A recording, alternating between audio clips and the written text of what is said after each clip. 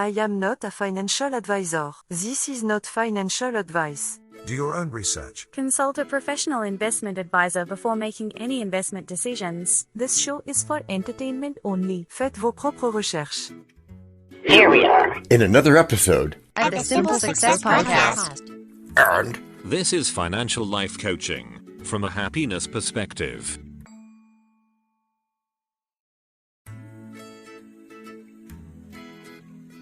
For those who are not familiar with the story that forms the basis of today's podcast, what is it all about?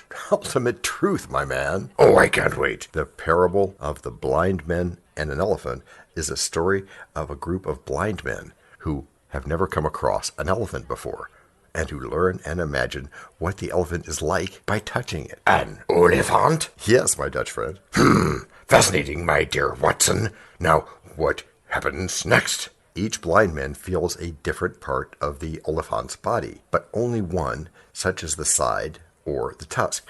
They then describe the elephant based on their limited experience, and their descriptions of the elephant are different from each other. I bet my bottom dollar that they had massive disagreements. Well, that's a good bet. They almost come to suspect dishonesty and come to blows. What's the moral of the parable?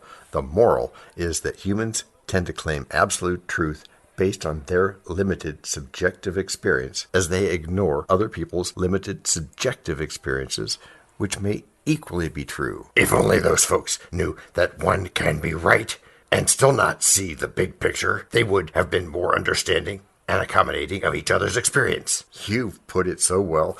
One of the biggest mistakes people constantly make is thinking that seeing the big picture is the be-all, end-all. Decades of experience say that's only part of what you need to know. Even first-year students know better than that. I'd count on that. I've been caught up in that situation more times than I can count. How many times is that? Is what? Is more times than you can count. I don't know. I can't count that high. Okay, I'll get back to you on that. But for now, don't get me wrong. It's good to see the big picture. We should aspire to see the picture, but at times, what you will have are these tiny snapshots of the big picture. Oh, and in the case of an elephant, this may be a tail or a humongous flapping ear. Yeah, that tail or humongous flapping ear is part of the big picture. Every big picture is composed of pixels, without which the overall big picture would not be. Why do humans have a fascination to be right?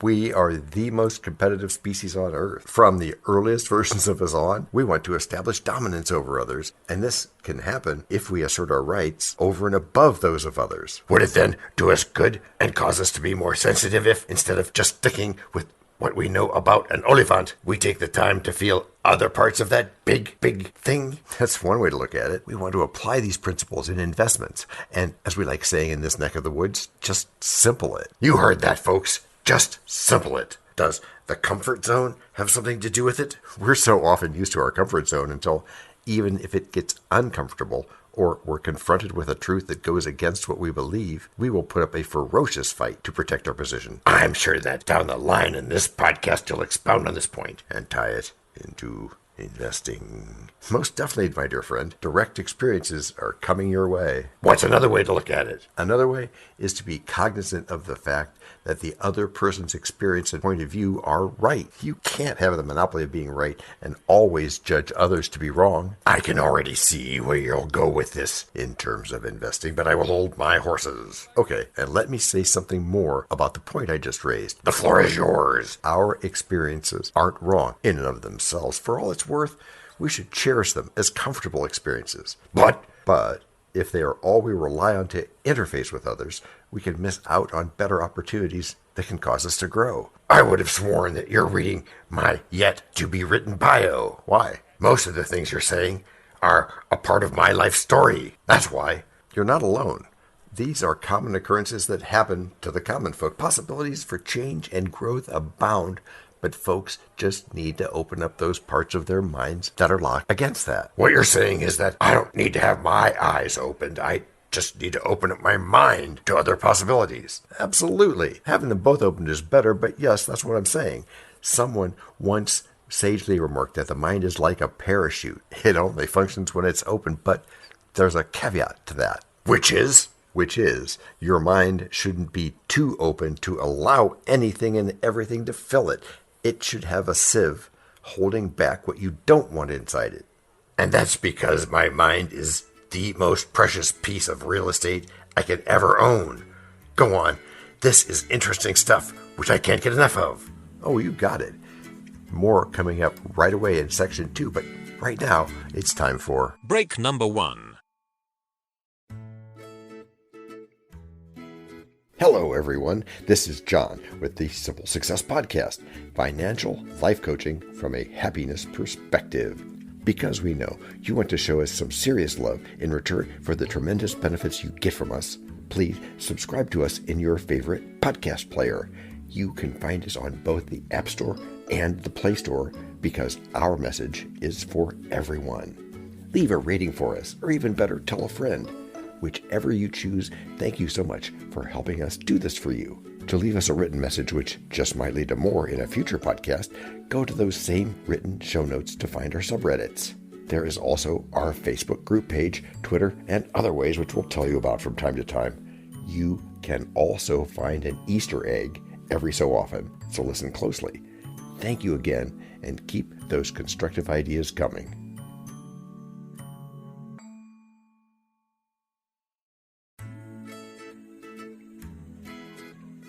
The discussion in the previous section has clarified some misconceptions I had about investing, such as to be a super successful entrepreneur, I must always see the big picture. That's a common misconception. Most people think that big names in the investment space always look at the big picture and nothing else. What many folks don't know is that almost all these big cats have specialized in just one area of their giant operation and delegated the rest. It's like being a master of one trade and hiring other masters in different trades. Yes, if you have a mastery of one area, you can hire experts to handle other areas. Tech revolutionaries like Steve Jobs were adept at this skill, but if you saw or heard him, you thought he was the brains behind all of the advancements at Apple. Here's how I see it. He was the face of the company, but other body parts kept the dream alive and kicking. Indeed, and that's why it's important not to look down on the value you or others bring to an organization and worship just one person. They say limited knowledge is dangerous, and I can see it in this parable. I can't imagine going on with my life with a limited knowledge of, say, just the tusk. That's because you're operating from knowing how an elephant looks, from tail to trunk. If you're operating from a blank slate and have never come in contact with an elephant, then your reality will be shaped by what you touch. I know we're talking about being right and still not seeing the big picture, but can this perspective, while being true to me, limit my growth? Knowledge isn't static, and learning never ends. As time goes on, and if you're hungry enough, you can grow in knowledge. Some people settle for that first feeling of, so to speak, the elephant's body. Oh, that means it's all up to me, right? You're right. All things that concern acquiring knowledge and wealth are always up to the individual. You have to be curious. And for instance, if you know the elephant is just the tail, you have to desire to know more. I feel like this goes back to what you said about the comfort zone. Okay. The comfort zone can be the most dangerous. It's a place devoid of growth or risk-taking. Can you say the blind men in the parable are in a comfort zone? Or are they victims of circumstances? I would say that because of their sight issues, they're victims of circumstances. But if you do nothing about your circumstances, they can become your comfort zone. What you're trying to say is that there is no excuse for me not to improve my situation, or be open to another truth that's not limited to my subjective experience. I'll toast to that. You've put it better than I could. Thank you. Am I right to say that not seeing the big picture isn't necessarily thinking small? My friend, that is a tweetable quote.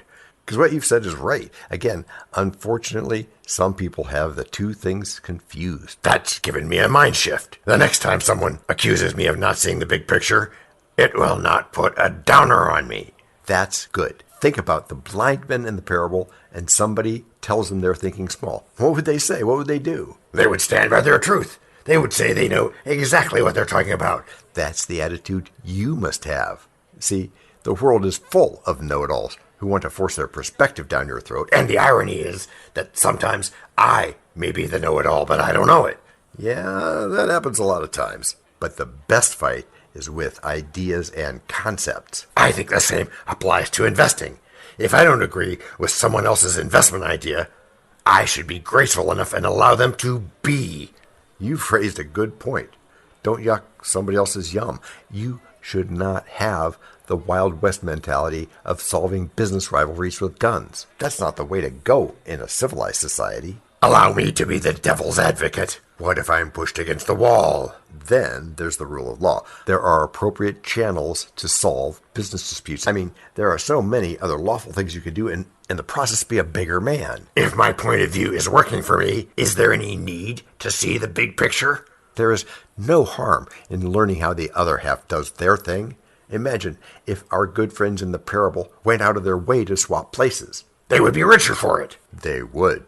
Also, remember that it's an extremely thin line between sticking what's working for you and settling. I hear you loud and clear. If you stick to only your corner of the world, you can enjoy all the sunrises and sunsets, but there are other experiences you'll rob yourself of. Other rich experiences that are found in other corners of the world. I am getting out of my tiny corner ASAP. That's the spirit. But even as you get out and explore other investment vistas, do not lose touch with the corner that built you. Are you saying that when I go to Rome, I shouldn't forget my home? You can say that again. But I won't. I didn't know that parables had so many deep meanings. You want me to go deeper? I would love you to do just that. Maybe even right now. But first, break number 2. We know a lot about you already because we know ourselves. For example, we know that you know how to listen to our podcast. We also know that you probably know how to subscribe. So as soon as you're done with that, tell us your story. We have ways you can contact us. It involves a special link where you can leave us a message. We may have an email address for you as well in the future, and we'll let you know if that happens. The reason for subscribing? I thought you'd never ask. When you subscribe, you automatically download all future episodes of that podcast. It just happens in your player without you having to go search again. How cool is that? This means better rankings for the podcast, more attention from advertisers, and more money. And this means more and better stuff for you. So your motivation is simple and easy. Subscribe today, whatever app and from whatever place you like. And don't just try to subscribe. There is no try. There is only do. We're changing the way we look at things, and remember, that's good. Eso es bueno, Sybil. Also remember, this is financial life coaching from a happiness perspective. Coaching happiness. Our call to action is right in the show notes. Find it, and you win too.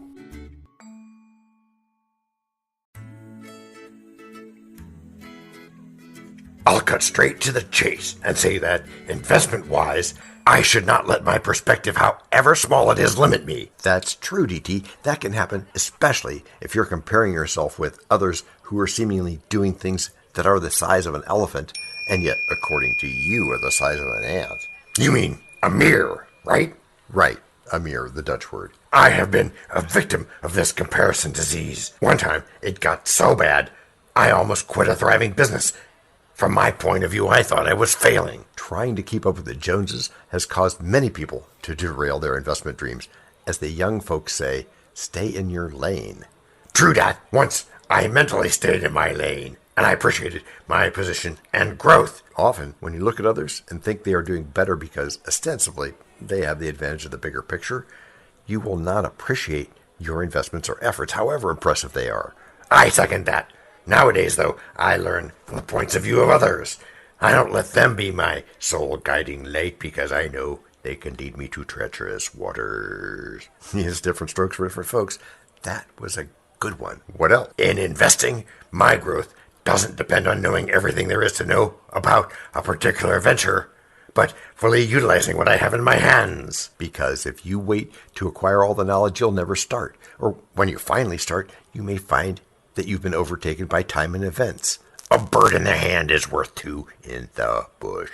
I dare add that even if my bird is small, and there's a couple in the bush that's big, I have learned that I feed and nurture mine. And you make it grow and lay eggs and grow your flock. Way to go, DT. Why do some people fail in utilizing their potential, yet it's right in front of their noses? The reason some people fail to utilize the potential in their hands is they don't see it as a potential, but as a problem that's hindering them from going to the next level. That's my bit. Can you share what you've learned? Okay, the first thing is that in investing, whether a picture is big or small depends on one's point of view. As they say, what you see is what you get. Or in the case of the parable, what you touch is what you get.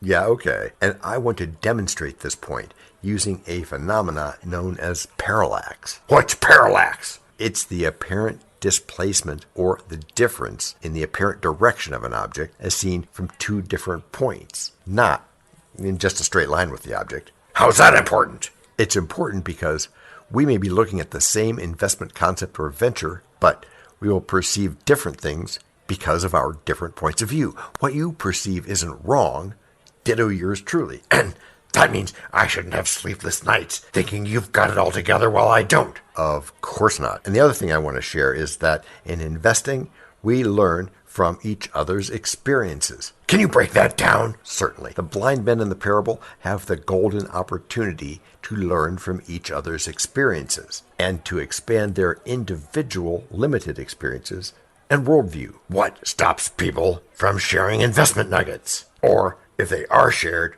what holds people back from embracing that shared knowledge? There are many reasons. Prejudices, jealousy, envy, mistrust. The erroneous belief that because something has never been done before, it can't happen. Some of the best inventions in the world are the result of someone saying, that's never been done before, and somebody else doing it anyway. Oh, wow. You've just described some of the things I suffer from. And just like the elephant, the investment space is huge, and there is room for everyone to do their thing and to excel. And this is because there can be that mentality, especially for some newcomers, that the entire space is occupied when it's not. I'll add to that by saying they only need to come and grab hold of their part of the elephant and make great use of it.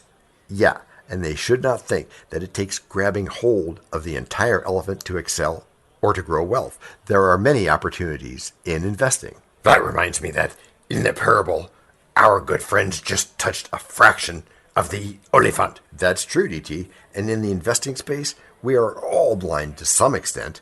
Even the best brains have blind spots, and this is where a person's view is obstructed. Like our good friends in the parable, they could only touch certain places of the elephant's anatomy. They could only go so far. What should I do about my blind spots then? Don't be ashamed of your blind spots. Instead, hire experts to shine their light on these spots, so your venture will not be susceptible to any obstruction. I'll sure do that. First thing in the morning. I guess it's time to wrap this up for now. That's good. Be sure you do it. Taking action shows that you're serious. Do it, then come and share with us how it turned out. Repeat after me. I am taking the initiative. I am taking the initiative. I am taking the initiative. I am taking the initiative. And how are you doing that? With practice. And patience. And repetition. By the way, I see what I did there. Which is how you've all gotten good. Gracias por escuchar. Salut. À la prochaine. This podcast and our other podcast are productions of Little Red Hen Industries. The supporting cast who helps me bake the bread includes Techno King, John C. Brandy, Alter Ego, Doubting Thomas, Fact Checker, A Small Brown Beef Animal, Seriously, Tiny. Facts are important but are also easy. Social Manager, Abraham Lincoln, Media Expert, Augustus Caesar. Psychologist, William James. Sound Designer, Adobe's Creative Suite. Spanish Consultant, Cameron J.K. Brandy. French Consultant, Leah, the Do-Your-Own Research Lady. Videographer, Eto Monkoshki. Audio Props, Les Paul. Inspiration, many podcasts and other sources, and of course Napoleon Hill. We also have websites, and you can subscribe to both podcasts. You can even send us a video, audio, or text message, but of course you'll have to head to the show notes, either on your phone or on the web, to get the links and stuff. And all those clickable links are in the show notes. And before we forget, the artificial intelligence or AI voices that you hear in our work are offered up by Google, Amazon Polly, and OpenAI, like we say in the show notes. They don't sponsor us yet, but we love what they do, and we just love what AI can do when lovingly crafted. Finally, you can find us on Podmatch.com, Matchmaker.fm, Podbooker and Podcast Guests, where we consider guests and consider guesting on other people's shows. And really finally, the music for our pods comes from Cute by Ben Sound and from Piano Background by Nick Simon Adams, as well as from AI MuseNet. The sound effect credits go to Jackson Academy Ashmore, Canoe CG, Dr. Jekyll, Joe Payne, Everything Sounds, MK Play More Stories, ERH, Sand Emotions, Big Pickle 51, and Just Kidding. Yes, that's his or her name. All on freesound.org. Also, languages are the bomb. Paul.